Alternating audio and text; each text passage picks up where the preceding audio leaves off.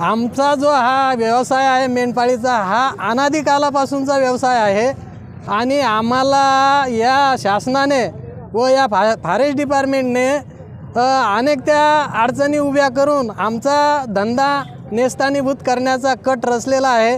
तरी आमचं शासनाकडे आणि फॉरेस्ट डिपार्टमेंटकडे एकच मागणं आहे की आम्हाला वनचराई पासेस द्या।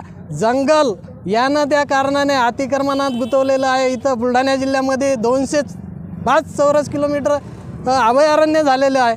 अशा प्रकारे जंगलाची अडचण आलेली आहे। तरी आमचं म्हणणं हे आहे की जेथे जंगल असेल वन विभागाचं तेथेली अधिकृतरित्या पास मिळावी।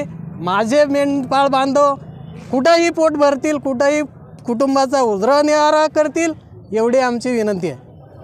12 ऑगस्ट 2024 रोजी आम्ही खामगाव उपविभागीय कार्यालयावरती मेंढपाळ पुत्र आर्मी आणि सकल धनगर समाजाच्या वतीने मेंढपाळ मुक्ती मोर्चा काढलेला आहे। मेंढपाळ मुक्ती मोर्चा या शब्दाचा अर्थ असा आहे की स्वातंत्र्य होऊन 75 वर्ष झाली, पण इंग्रज गेल्यानंतर सुद्धा इंग्रजांच्या 1927च्या कायद्यान्वये आमचं उदरनिर्वाहाचं कुठेतरी गुन्हेगारीकरण यामार्फत केल्या जात आहे।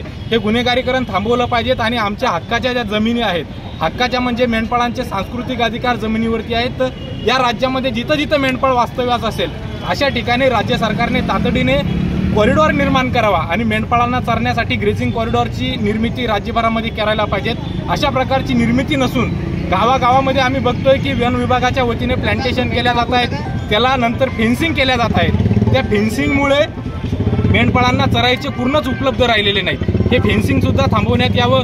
प्लांटेशन ज्या ठिकाणी नाही आहे अशा ठिकाणी मेंढपाळांना बसण्यासाठी जी त्यांची पारंपरिक जागा आहे त्या ठिकाणी सुद्धा त्यांना अधिवास मिळण्यासाठी जागा द्यावी। अन्यथा राज्यभरामध्ये मेंढपाळ पुत्र आर्मी आणि सकल धनगर समाजाच्या वतीने मोठ्या प्रमाणात आम्ही मोर्चे आणि आंदोलनं या ठिकाणी आमच्या संविधानिक अधिकारासाठी करूयात।